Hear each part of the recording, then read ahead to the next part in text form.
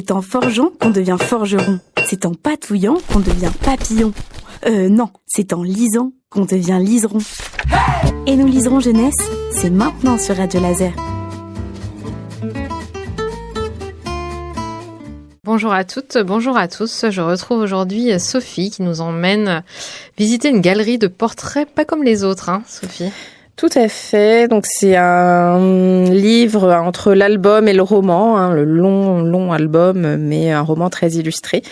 De Stéphane Servan, donc on est habitué à voir dans ses romans ados ou dans ses albums jeunesse, qui écrit aussi un peu de romans jeunesse, donc là on est plus sur cette catégorie-là, et qui est illustré par Gaia Wisniewski, qui elle est illustratrice et autrice notamment de la série Sznurka.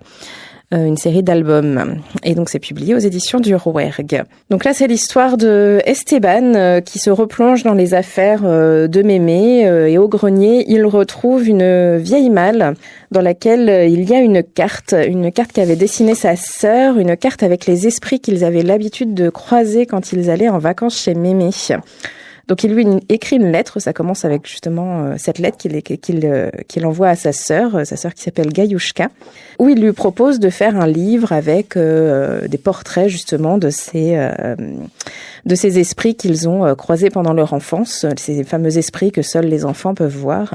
Et sa sœur, et donc il propose à sa sœur de faire les illustrations des textes qu'il va écrire. Et donc sa sœur lui répond par lettre et accepte.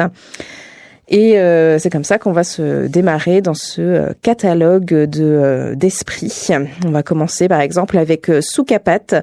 Soukapat, c'est l'esprit que tout le monde connaît, hein, qui est habitué à cacher notamment les clés de maisons, de voitures. Mais voilà, ces clés qu'on cherche partout, c'est Soukapat qui est passé par là. On l'appelle aussi Fulbazar ou Fourbinaz. Donc lui, il s'est un petit peu incrusté chez Mémé. Il n'était pas chez Mémé au départ, il était plutôt dans la famille, dans la maison des enfants. Et il a dû s'incruster dans la voiture lors d'un voyage pour partir en vacances chez Mémé. Et il s'est retrouvé chez Mémé. Il a mis le hasard chez Mémé, forcément. Je pense que ses descendants se sont installés chez moi. Je crois que j'en ai un peu. Alors nous, on a une pièce notamment où il y a du niveau pour Soukapat. Un autre esprit qu'on connaît bien, le placard grinçant. Et oui, ce placard qui la nuit fait du bruit, grince, où on a l'impression que les portes bougent et on se demande bien ce qui se passe. Et en fait, c'est un placard totalement inoffensif, hein. Enfin, c'est un esprit totalement inoffensif. C'est tout simplement un esprit qui réclame à ce que son placard soit rangé. Donc voilà, une fois que le placard est rangé, en général, l'esprit grince beaucoup moins. C'est pas si compliqué, en fait. C'est pas si compliqué, non. Voilà, il y en a qui sont un peu plus effrayants que d'autres, mais pour le coup, le placard grinçant, c'est faussement la solution est vite trouvée.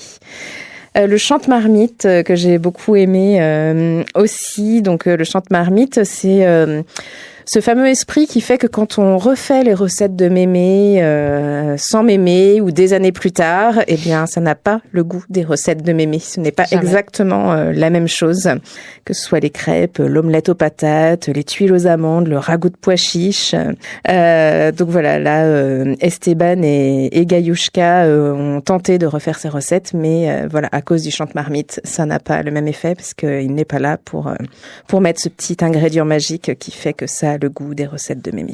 Il protège le secret du talent de Mémé, je pense. C'est ça.